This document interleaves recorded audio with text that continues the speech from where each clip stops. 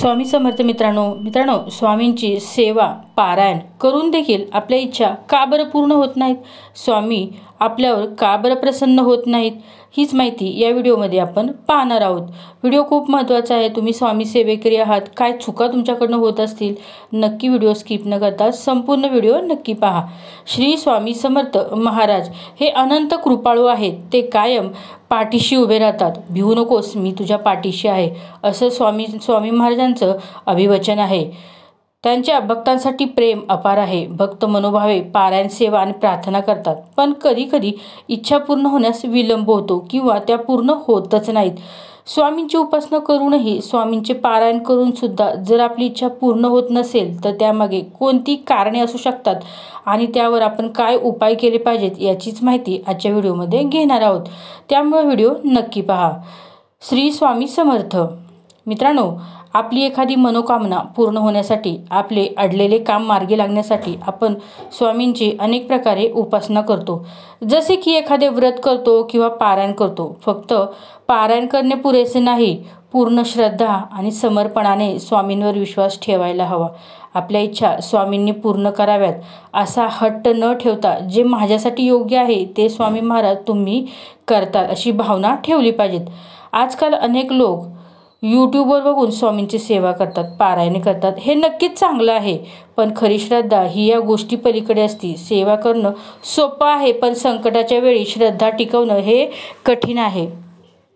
मित्रांनो, जेव्हा आपल्या अपेक्षेप्रमाणे गोष्टी घडत नाहीत तेव्हा ती खरी परीक्षा असते। आपल्याला हवं तसं घडलं नाही तरी स्वामी जे करतील ते माझ्या भल्यासाठीच करतील हे स्वीकारणं म्हणजेच खरी स्वामी भक्ती आहे।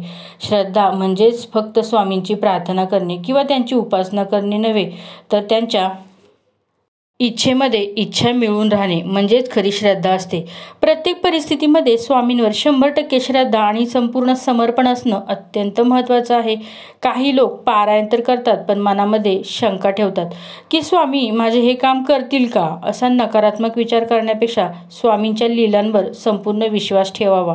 त्यांनी कधीच कोणत्याही भक्ताला निराश केलं नाही। त्यामुळे इच्छा पूर्ण करण्यासाठी हट्ट न करता, स्वामी मला जे योग्य आहे तेच देतील या भावनेने उपासना करावी। आपण स्वामींची जी काही सेवा करतो ती स्वच्छ मनाने करा। निष्कपटपणे सेवा करतो ते तपासणे महत्त्वाचे आहे। आपल्या मनामध्ये राग, लोभ, अहंकार, द्वेष, मत्सर असे दोष असेल तर इच्छा पूर्ण होण्यासाठी वेळ लागतो। कधी कधी लोक पारायण करतात, पण मनाने कुणाला तरी त्रास देत असतात, कुणाला तरी अपशब्द बोलत असतात, दुसऱ्यांचे वाईट चिंतत असतात, तर हे स्वामींना मान्य नाही। स्वामींना निष्कपट सेवा अत्यंत प्रिय आहे। स्वामींच्या कृपेसाठी आपण परोपकारी दानधर्म किंवा चांगले कर्म करत आहोत का हे तपासून बघा। जसं आपण इतरांना आनंद देऊ तसेच आपल्यालाही स्वामींची कृपा मिळते। स्वामी आपल्या भक्तांची परीक्षा घेतात का? तर तो स्वामी आपल्या श्रद्धेची परीक्षा नक्कीच घेणार। आपण खरोखर श्रद्धेने आणि धैर्याने त्यांच्या मार्गावर आहोत का हे पाहण्यासाठी कधीकधी आपली इच्छा उशिरा पूर्ण करतात। काही भक्तांना लगेच कृपा मिळते तर काहींना वेळ लागतो। हीच खरी परीक्षेची वेळ असते। स्वामींनी आपली जबाबदारी घेतलेली आहे, तर योग्य वेळ आली की ते कृपा करणारच, म्हणून अधीर होऊ नका। संयम ठेवा आणि विश्वास ठेवा। स्वामींकडे कोणतीही इच्छा मागताना, कोणतीही गोष्ट मागताना ती योग्य आहे का याचाही विचार करा। स्वामींना फक्त योग्य आणि गरजेच्याच गोष्टी मागा।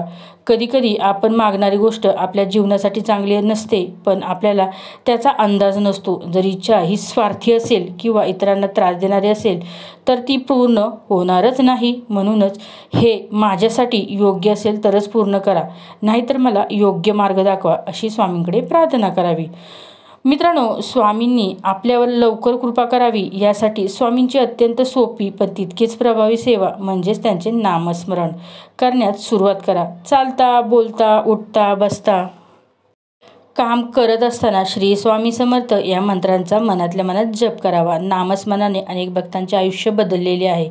स्वतः स्वामींनी नामस्मरण करा असा उपदेश देखील केलेला आहे।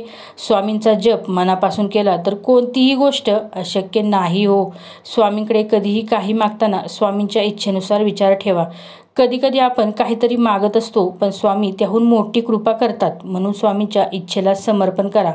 कधीकधी पूर्वसंचित कर्मे किंवा सध्याच्या परिस्थितीतील कर्मे इच्छा पूर्ण होण्यावर प्रभाव टाकतात. जर आपले कर्म चांगले नसेल तर स्वामींची कृपा करण्यासाठी थोडा वेळ लागू शकतो, हे एक तेवढंच सत्य. म्हणून सत्कर्म करा, इतरांना मदत करा, आपली वागणूक चांगली ठेवा. सत्कर्मामुळे स्वामींची कृपा अधिक वेगानं होते.